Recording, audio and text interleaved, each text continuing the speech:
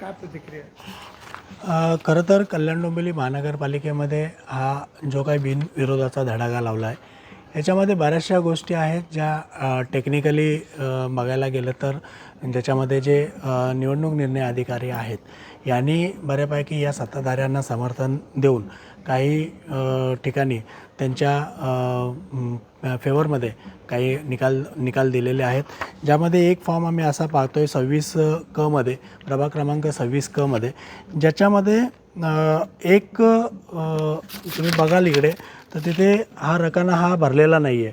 हा टेक्निकली हा जो फॉर्म आहे हा फॉर्म वैध कसा झाला याच्यावरती प्रश्नचिन्ह उभं राहतं.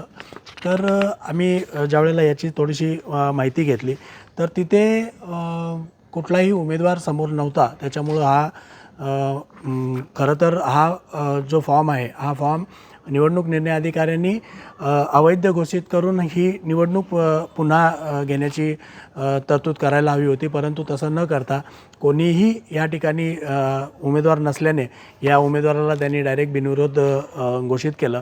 अत्यंत चुकीच्या पद्धतीनं या निवडणुकीमध्ये या सत्ताधाऱ्यांनी बलाचा वापर करून ज्या काही गोष्टी सुरू आहेत या अत्यंत निषेधार्ह आहेत. मी महाराष्ट्र नवनिर्माण सेनेतर्फे या सर्व गोष्टीचा निषेध व्यक्त करतो.